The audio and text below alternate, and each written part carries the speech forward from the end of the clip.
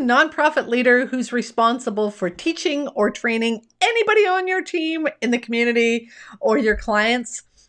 And do you wonder if you're doing it right sometimes, or do you wish you could be more impactful in your training?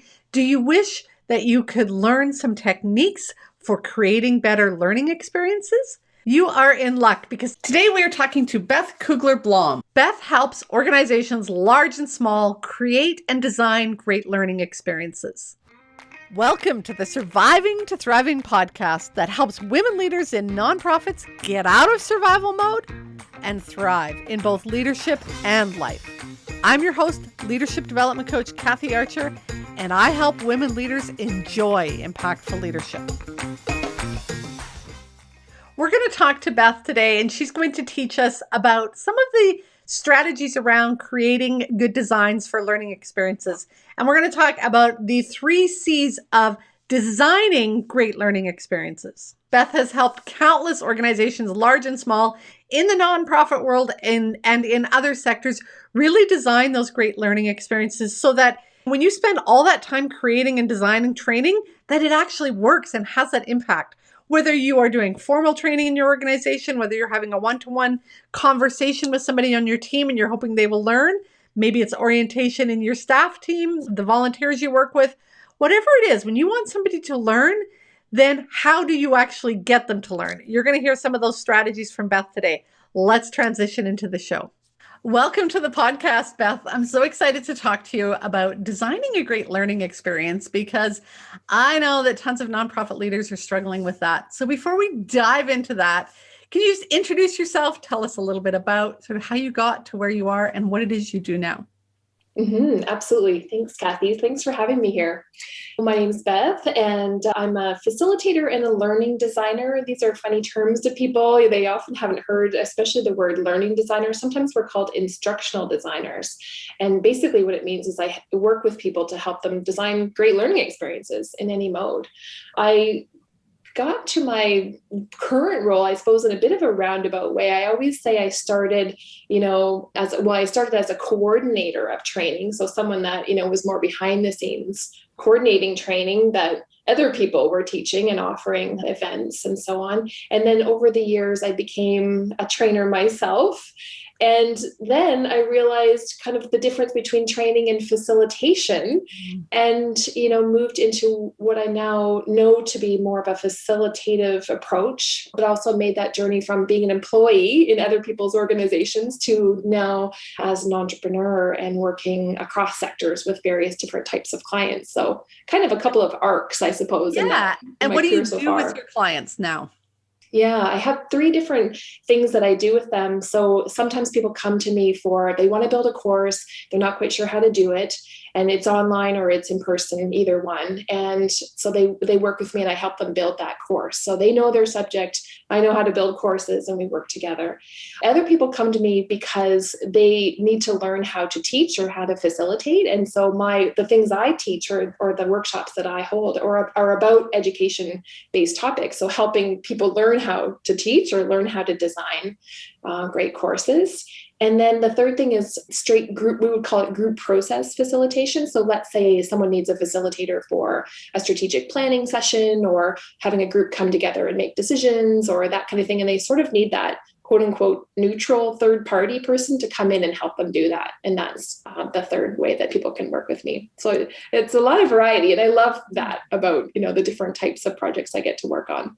And one of your most recent sort of mini courses was around how to use Zoom. I love, this is so cool, because those of you listening who had to learn Zoom and are still struggling with Zoom, Beth actually let you practice how to go into Zoom rooms. And that's not easy for, you can watch a few videos, but to then actually get the opportunity to practice, that's pretty cool. It's true. And as you could imagine, this last year with the pandemic, that side of my business, of course, anything to do with online learning, I had already been doing, but then, I've been doing it even more, I suppose, this past year. And so there's always that technical piece that, we have when we're facilitating online, that it's not just about facilitation. It's about knowing the technology and the platforms, isn't it? And feeling comfortable and confident with that. And so I do like to hold workshops, and those are small ones where I help them learn breakout rooms. It's like you get to push all the buttons so that when you have your session, you hopefully feel more comfortable and confident, and people actually really love it. So so we talk about both the technology and then what we would call the pedagogy, the pieces around designing and facilitating good learning experiences. Right. Yeah. Say that word again. Pedagogy. Oh, so what does that mean? Well, it's funny how people use it in the field. It became kind of this ubiquitous term for how we help people learn.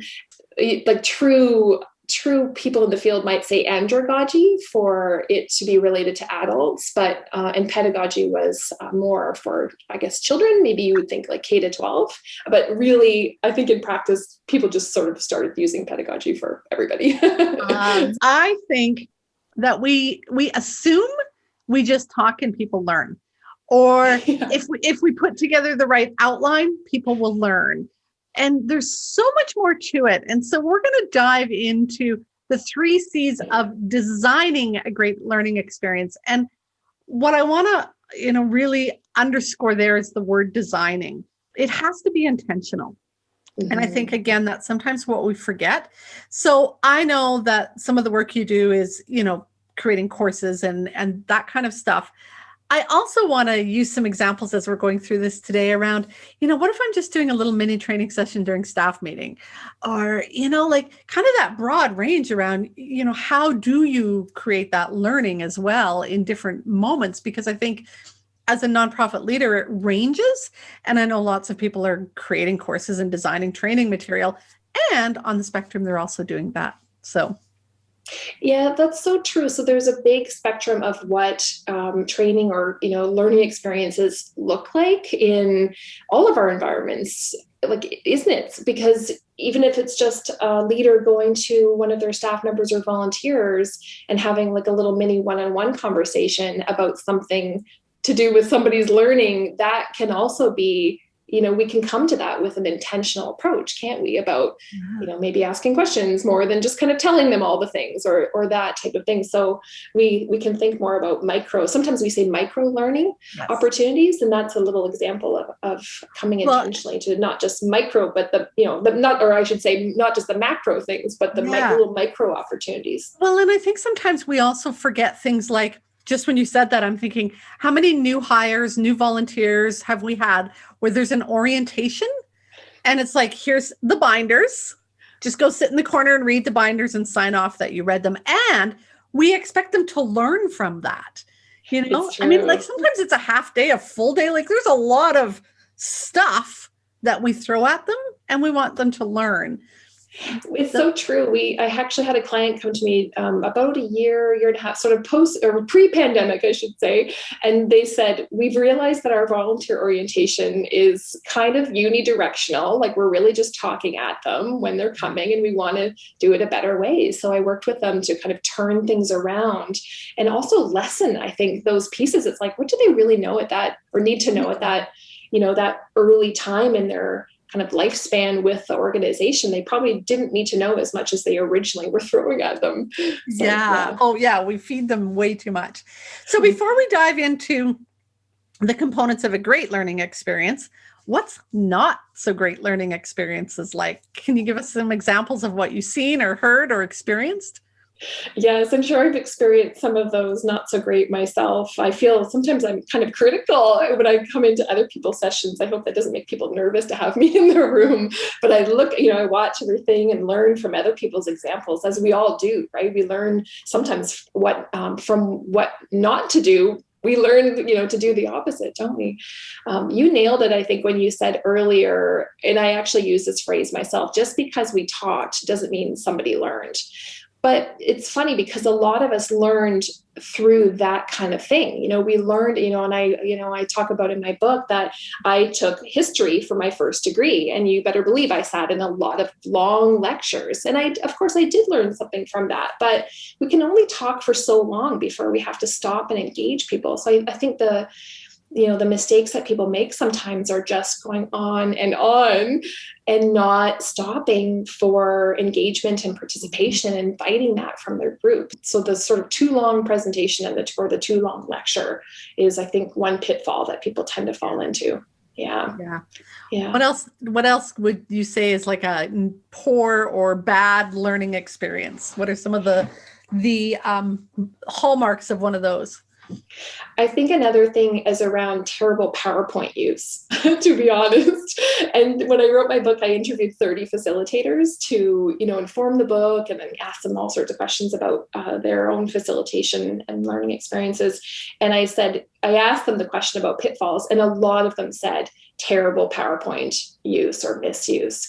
And I always say PowerPoint can be a barrier between ourselves and our participants. And I'm noticing that even more for myself online these days. When you're in Zoom and you share your screen, somebody can't see as many people anymore if they're only on one monitor. And so I'm really, when I was, teaching in person, I was really trying to use PowerPoint wisely if I was going to use it at all. And now online, I'm even thinking that much more intentionally about reducing my PowerPoint or not using it at all so that it doesn't become that barrier between us. Yeah.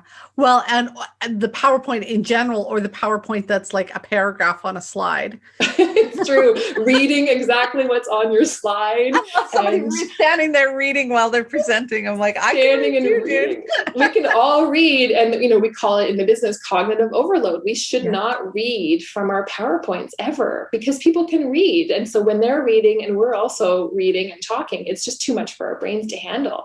And so I always say that if people can understand your PowerPoint later after the session, how people say, "Oh, send me the PowerPoint after." And, if they miss the session, and it's like mine are completely useless to people after the session because they're not bullet pointed full of information pieces. They're not content dumps. No. Most of mine are an image and a word or two. Yeah. And I used to say, maybe instructions, like in the face-to-face room, you would perhaps have instructions on there, but I'm eliminating even those these days and just putting them in the chat. Because like if you're in Zoom, you need the breakout room instructions in the chat, right? To go into the room. So there's we're evolving our use, I think, as we do more online these days. All right. So that's what it doesn't look like when we don't, or what we don't want, which we've already started talking about what we do want. But let's dive into the 3 C's of sort of designing this great learning experience. So the first one we're talking about is curiosity. Tell us why curiosity is so important in designing these learning experiences. Curiosity is something that I think over the years I've realized that, that's the difference between, perhaps a great teacher or a great facilitator and not. And it's the mark of a lifelong learner when we're curious about not just ourselves, but other people and the field, the field that we're in, or the field of education, if we're developing workshops, if we come to things with a curious mindset, I think we're always searching for how to do something a better way. But we're also a little bit kind to ourselves that, maybe we made a mistake, and, we're kind of curious with ourselves about perhaps why that happened, or, something that happened with the group. And we let ourselves off the hook a little bit, going, we're not perfect. We can't really nail it 100% all the time when we're facilitating something. So just to be gentle and curious and ask ourselves why we think things happened, and so on. So there's lots to do with being a lifelong learner in this business, and curiosity is kind of the center point of that. I study character traits, and curiosity is one that is highly correlated with success and achievement, and also with happiness. So interesting correlation, but it's also highly correlated with lifelong learning. And so the two go hand in hand. If you are going to figure out a better way or learn how to do something, you're learning and growing. And I think it's so critical for us to, if it's not a strength of ours, boost it up and figure out how to be more curious. I think so. And doesn't it also help us stay away from judgment? If something happens in the workshop where we, like our lizard brain, the lizard brain, it's like our old brain, part of our brain, it's like we'll react, right? Maybe it's just inside of our heads, but we'll react sometimes in judgment first. And we have to check that. There's part of that to just check and make sure that we don't, visibly react. But then that curiosity, I think, has to kick in and go, oh, interesting. Why would that person have said that? Or why do we think that thing happened that way? Or what could I have done that maybe contributed to that. Or so we're sort of gentle with others, but we're gentle with ourselves, and trying to stay out of judgment and just thinking, okay, there must be something going on that I just don't understand yet. So what is that? I'll give you an example that happened yesterday. So I was doing training for a group of people, 30 people in the Zoom room, 2 hours of training, and we're talking about how to coach your employees. And so learning coaching skills around, and that's new and it's not easy and there's a lot of curiosity involved. Yeah. And so I had primed them earlier on, but at the end I said, I'm going to leave a few minutes if somebody wants to do a demo with me for coaching. So, we get to the end and I'm like, would anybody like, for me to coach them for a few minutes so you can see what it's like? Silence. And I'm waiting and like nothing, nobody volunteered. And so, yes, that lizard brain goes, oh, Kathy, nobody wants you, like, they don't like you. They don't want you to do it. You've done something wrong. And then the other part of my brain goes, interesting, right? Like very interesting. What would have created the environment for them to feel safe to do that? Or why wouldn't they feel safe to stick their hand up? And, so it just, created that curiosity around, is there a different way to do it? Yeah. Yeah. And it makes us ask the questions to maybe elicit from the group, what just happened there? Or, you could kind of tease into it and go, help me understand, what's holding you back, or what's the barrier to you taking this risk right now, or something, right? I think curiosity helps us ask better questions, probably as a trainer or facilitator. So ask better questions after to learn, but also during, from ourselves and the people involved.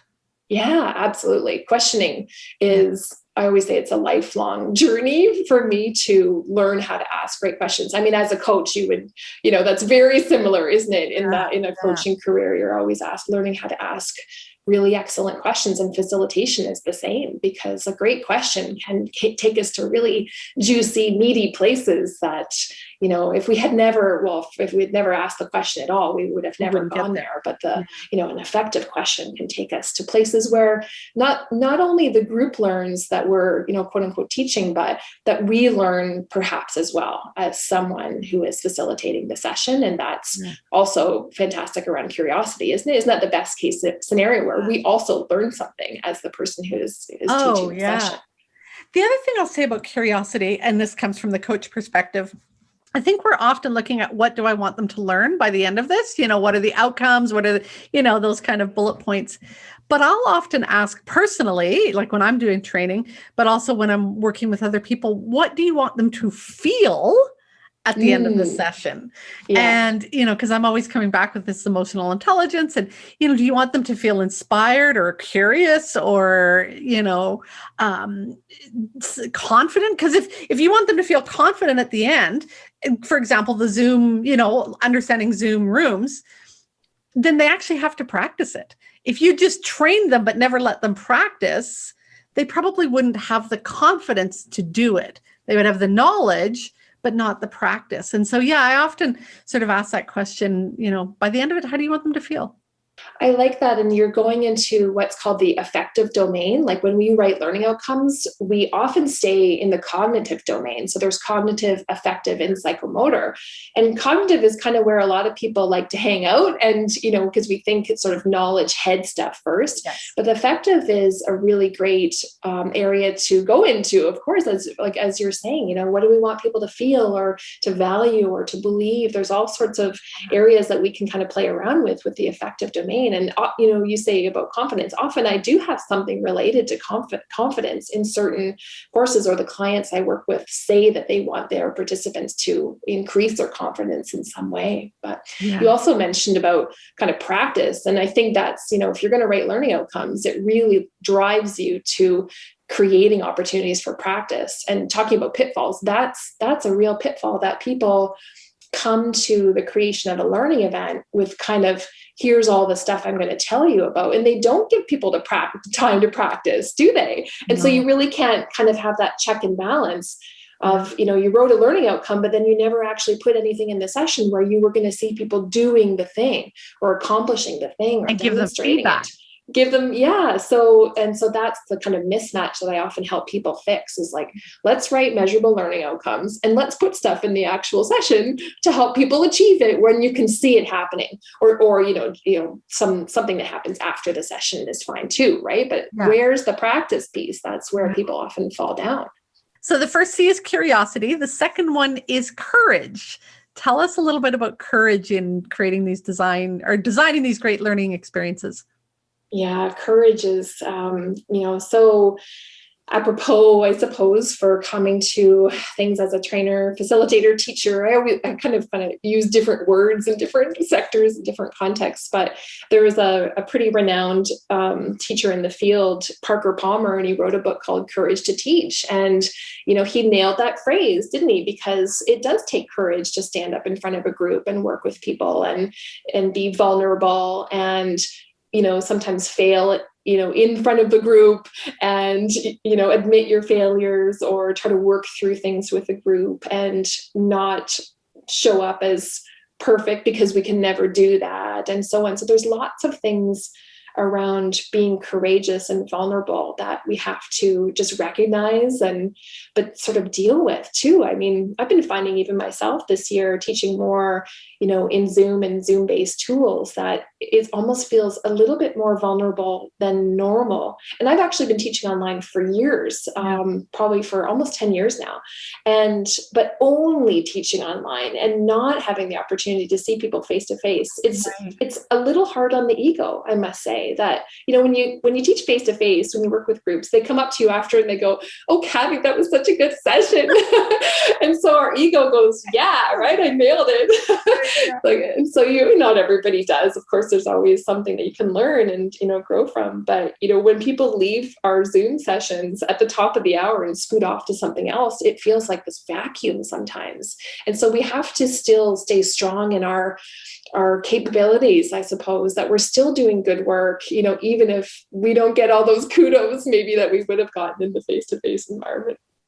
Yeah, and I'll add to that, I don't see the head nods or there's not a affirmation that what I'm saying is landing. Yes. And so, it's like I'm saying this and I don't feel the feedback that I would normally feel when I'm face to face in a conversation. And it's different if it's the two of us. At least I can see your face.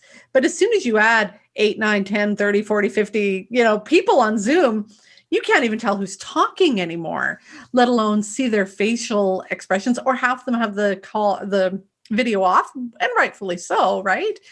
And so, it's that vacuum. Would you suggest, I was thinking about this as you were talking. So I think when I think about courage, one of the things I've often done is ask for feedback after, a survey or something like that. But I think there's courageous questions we can be asking in that feedback survey. Have you looked at that at all? Well, let me think about that. Courageous questions. I mean, even to ask for feedback is the first step, isn't it, in being courageous? Because sometimes we forget to do that, especially for short sessions where it's just, something half an hour for a networking group or that kind of thing. I really always try to ask for feedback. Sometimes when I'm facilitating something for a client and I think I might not see feedback right away, or they might not be asking for feedback, I try to ask in the actual session. And so just asking for feedback first is courageous. I'm just trying to think of, do I have a courageous question that I ask? I don't know. I ask for feedback in different ways. I don't know. Do you have a courageous question? I'm just trying to think if I, not off the top of my head either. But one of the things I think that might be valuable is to, depending on what you're doing, but jump one-to-one in with one or two of the participants after.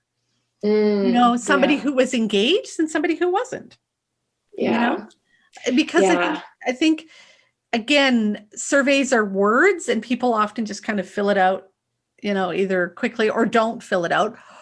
Or sometimes the person who really has some valuable feedback isn't going to fill it out.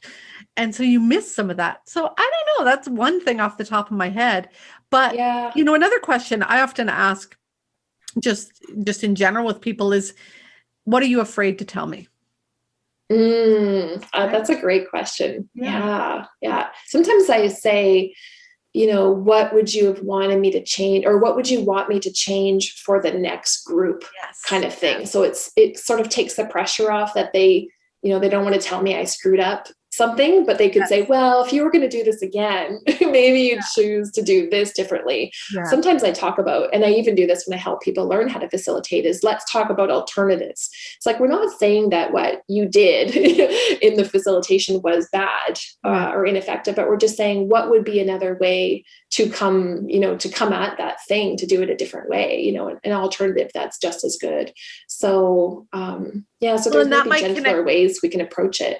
Absolutely. But that also might connect to the outcome you look at, right? So it wasn't that you did it wrong or bad, but how could you do it in a different way to better reach your outcome that you desire? Yeah, exactly. And I think there goes the curiosity part again, isn't it? It's like, we're always asking ourselves as facilitators, as designers of learning, to go, can we do that thing a better way next time? And actually somebody said to me once, oh, Beth, can we just leave that workshop alone and not tinker with it? And we just, teach it for a few times the same? And I'm just like, no, no, I'm always looking to, do something better. But groups are different from each other as well. So what lands with one group sometimes doesn't land with another group. So we're always kind of trying to figure out what the sweet spot is of what we've done and what works and what's effective, aren't we?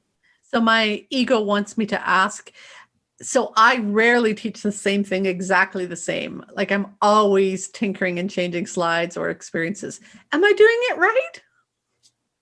I think so. I think we're always, it goes back to, well, maybe I'm getting ahead of myself for the next scene. Yeah, well, jump but, it's the creativity, right? So creativity, like you, maybe it's because I just get bored with myself. I don't really want to teach the same thing in the same way all the time because I get bored. It's been a weird thing writing a book about this subject, because I'm sort of facetious when I'm saying this, but I'm sometimes boring myself because I've written, you spend so much time writing it. You've written a book too. You spend so much time writing the draft and kind of sitting with the way you talk about things and writing and rewriting and drafts, blah, blah, blah.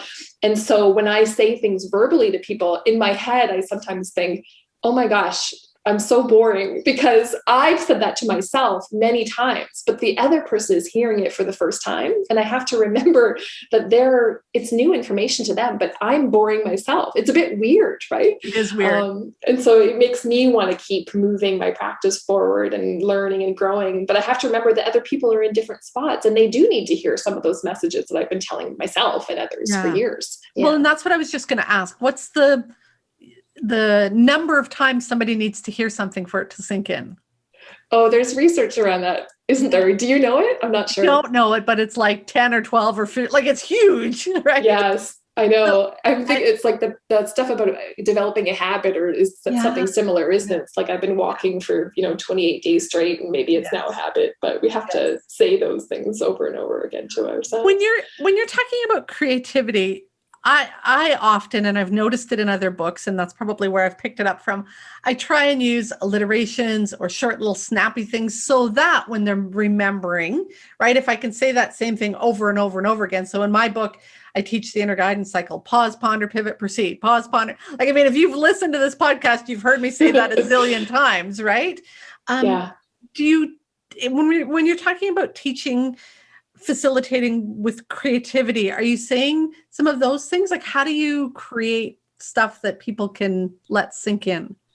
I think that could definitely be part of it. Like, you're talking about kind of a memory hook or a mnemonic. And I think that can be one way. I guess I'm always trying to think of, how do we get people to sit up and pay attention, right? Like, how do we hook them in and ignite, what they didn't even know was a passion for the topic or something inside themselves. So we're looking for pieces to do that. And it could be a mnemonic. It could be a story. It's something, isn't it, that we think is going to hook them in. Yeah. Yeah. Stories are critical. And I think we often forget the story piece in training. Well, and you did it in this podcast itself because, we started our conversation kind of talking about the terrible learning events, didn't we? And sometimes talking about the worst case scenario or the pain points or that kind of thing can be a great way to enter into a conversation because it sort of makes people, wake up and pay attention. Just yesterday, was it yesterday? It doesn't matter. Yesterday, I was doing a facilitation where we did this activity called TRIZ. It's from a set of activities called Liberating Structures. And the first step of TRIZ is to get people to talk about how to create the worst result. So we were asking them, okay, talk about, and write ideas down about how can we create the worst virtual learning experience ever, where no one participated, everyone had a terrible time, and no one learned anything. And someone said, oh, that's interesting how you came at that activity. You came at it at a different way. Often we want to be so positive and talk about, the good things, but that was like, no, how can we just really screw up? And then, the next steps are, okay, which of those things might we actually be doing in some way, shape, or form? And then if we are doing those things, how would we stop them? So it gets people excited. It's not only fun, it gets people kind of being real with themselves, talking about those terrible things that, we've all done at some point in time. So when I think of creativity, I love that you said, what was the name of that thing again? The kit? The activity? The kit, the set of activities is called Liberating Structures. Right. So if anyone's looking for, a place to find activities that work either in person or online, check out, it's liberatingstructures.com. Yeah. And we'll put that link in the notes.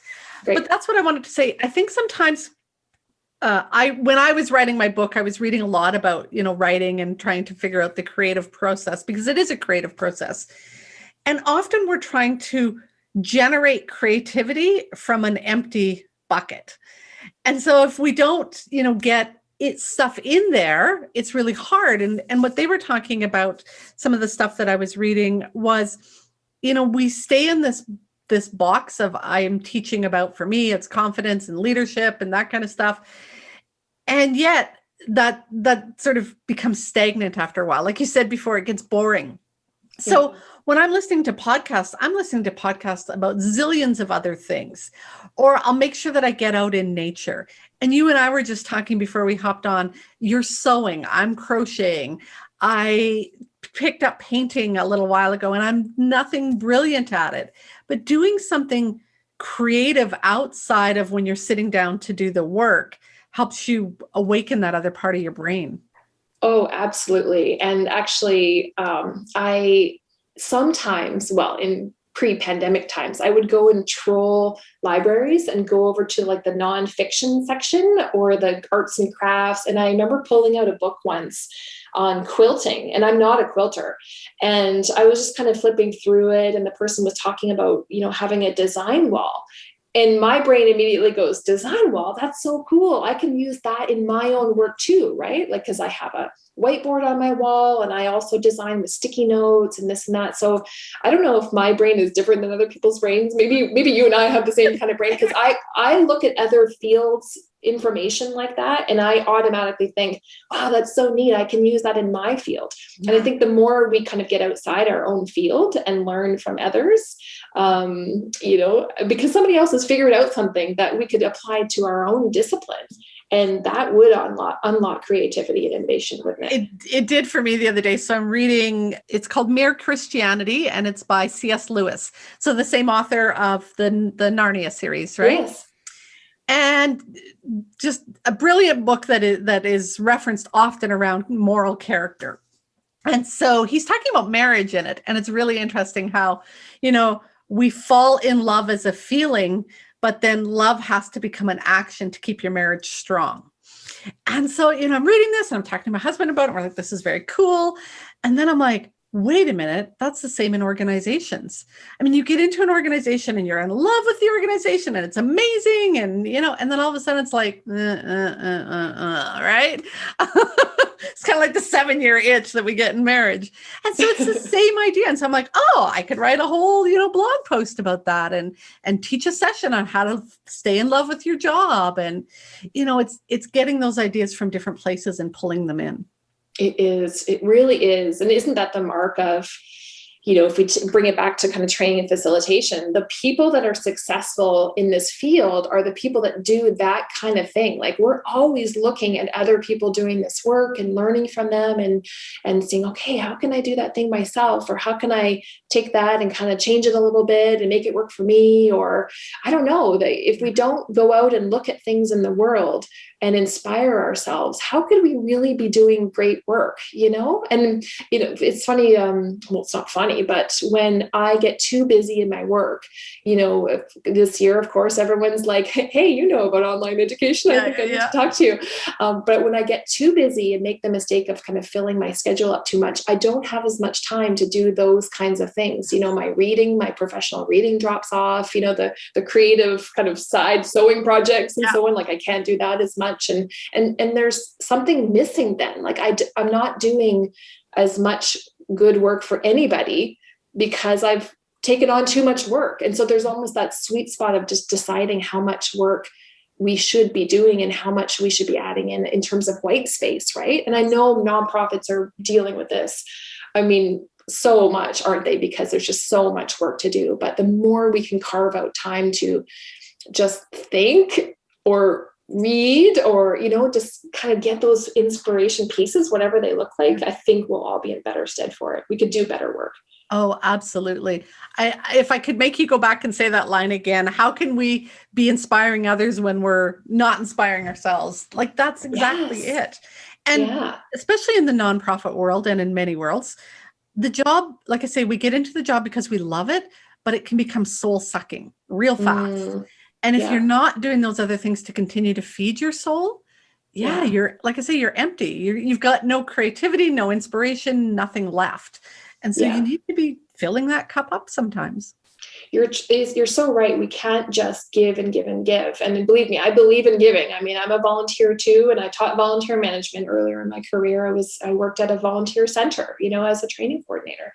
But we have to give to ourselves. And even just before March break this year, I recognized in myself that I've been teaching so much online, and it's vulnerable to facilitate workshops about facilitation because you have to model exactly how's she doing. People don't just listen to what I say, they watch what I do. And I just recognized that I needed a break. And I think if we all hover above ourselves all the time and kind of watch ourselves doing our work, that we'll recognize when we need to take those breaks. And 2 weeks March break to not facilitate for a while was really good. And I was able to come back to it with a renewed sense of energy and, inspiration and so on. And I'm not saying I've got it all figured out, but those recognizings, I think, are really crucial to us being able to bring our best selves to our work. Totally agree. You're speaking to the choir. Sounds like we have something in common, absolutely, in that regard. So curiosity, courage, and creativity. Those are the things that are really going to help somebody intentionally design that really great learning experience. I want people to go grab your book. So this is one of those books you can sort of see. Where's my, I got to get in. When I get into books, I'm like highlighting, you probably can't see, but I'm highlighting and I'm making notes. And this is one of those ones that I am like writing all over. So tell people about your book. What would they learn from reading your book? Yes, well, I wrote the book, I started to write the book for people in community organizations. And so if you work at a nonprofit or community organization, this book is for you. But actually, when I started showing drafts of the book to people, they said, oh, Beth, this is going to be for more than just people in that sector. And so that's what it is. Anybody who's working with groups and helping them learn something. But it's really about how do we start off thinking, what do we believe about what good learning experiences look like?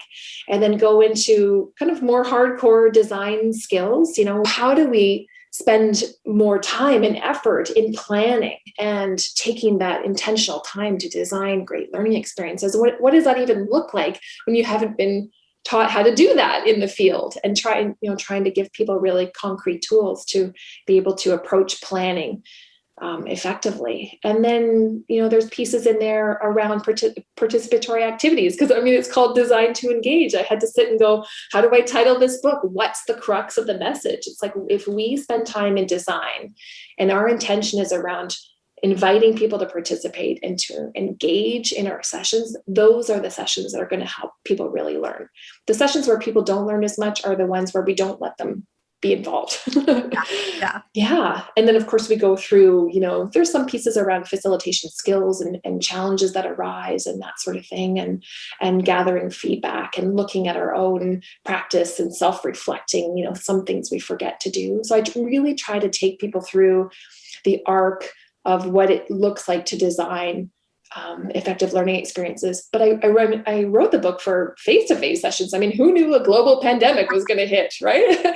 I suppose I could have written the book about online education because I've been designing for online since 2005. So I've been in both, face-to-face and online for a long time. But so many foundational strategies, or I should say it another way, so many strategies are foundational to both modes. Like if we kind of unlock the keys of learning design and designing for engagement, it works both face-to-face and online. So I tried to write the book for people who were busy and who weren't in the field. And I tried to write it that they would actually enjoy reading it and it felt doable. I really wanted it to not be academic or not look boring. And I think I've been able to achieve that. Okay, so I love the feel of books, and this book feels amazing, but it's also got like all these cool colors. Like that was like so helpful.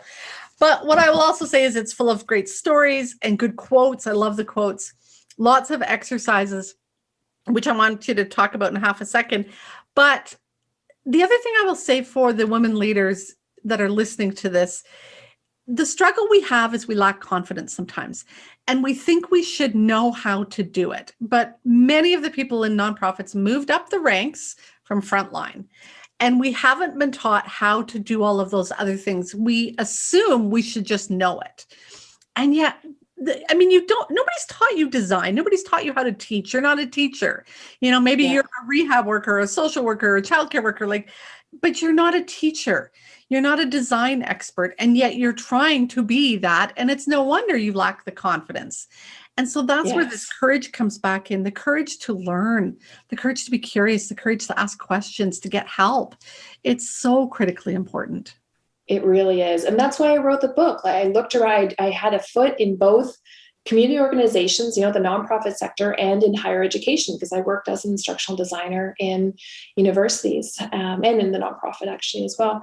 And so I looked at both sectors and I thought, oh, interesting. Some people in higher education have figured out how to teach, right? I mean, there's faculty development is a thing in post-secondary institutions. We normally have courses for faculty to help them learn how to teach.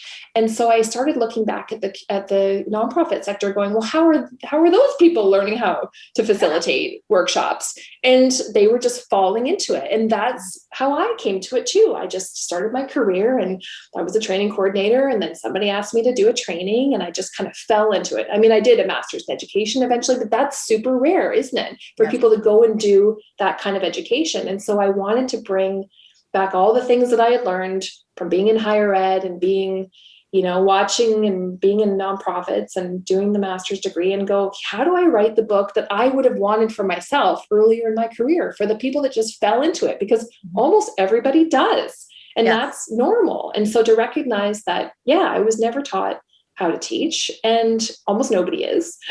That's outside of, an actual teacher in K-12. And that's, there are tools such as this book and other places that they can go to go and get them. And they just, the hard part is carving out the time. So I just tried to write the book that they could dive into and that could support them along the way when they had the time to do it. So where can they find the book and the very cool exercises and worksheets that you've got to go with it? The website is designtoengagebook.com. So that leads people to my site and they can buy the book from me, but they can also buy it at worldwide online retailers. So Amazon.ca or .com or Indigo in Canada here and otherwise. Oh, and it's available as an ebook or a paperback or hardcover. And I also have an audiobook. So you can listen to me read the book if you would like to do the audio version. And my guess is, because I'm also a library user, I bet it's in some of the libraries out there. I think it's starting to be in libraries. Yeah, I have a little bit of a distribution problem with my publishing company around the ebook being in libraries. Unfortunately, they just kind of haven't been able to figure that out yet. But I hope that there'll be paperback and hardcover copies. But people could request it of their library too, and that's a possibility. Yeah. Yeah. Awesome. So, and your website is? My website is bethcouglerblom.com. And I know you're probably going to put that in the show notes so people know how to spell it. Yeah. And where do you want people to follow you? I show up most on Instagram, to be honest. I really love that, sort of micro blogging tool. So Instagram is a great place. My Facebook page kind of feeds out from there. LinkedIn is great as well for me. And I have a blog on my website. I'm not a super regular, you're probably a better blogger than I am these days, but I've been blogging for a long time. And so lots of the things that I talk about in my book, somewhere along the way, I kind of blogged about it first or similar. Yeah. So lots of places to find me. Awesome. Okay. And all of those links will be in the notes. Any last words you want to share on designing this great learning experience? I just want to bring it back to the confidence piece. I think that you talked about that, we as leaders in our own lives and as leaders of organizations will never know it all, will we? And that's part of the key is to go, okay, where can I find support? And, in this particular circumstance, there's so much out there about how to find support and gain that confidence in designing learning and to know that everybody's in the same boat. Even I am. I'm still growing in my career, even though I wrote the book on it. It's totally normal, and just wishing everyone success as they go on that journey themselves. And thank you for having me here. Oh, thank you for being on the podcast, Beth. So take time to do the work to learn and grow. It's what gets you out of survival mode and moving to thriving in both your leadership and life. Go make the rest of your day awesome. If you found today's episode helpful, then you are going to love the training library. Many women leaders in nonprofits wish that they had a coach or a mentor to help them, but they don't believe that they or their organization can afford it. Oh, but you can. Inside of the Training Library membership site, you will not only get access to affordable and easily accessible ongoing personal and professional development training, you will also have access to a leadership coach at your fingertips. That way, when you hit those inevitable challenges that leadership will bring your way, you'll have both the resources and the support to navigate your way through them with confidence, composure, and while keeping your integrity intact. To find out more, head to kathyarcher.com/library. If you are enjoying the show, I'd love it if you could leave me a comment or a review on iTunes or wherever you listen to your podcasts. Thanks for listening. Go make the rest of your day awesome.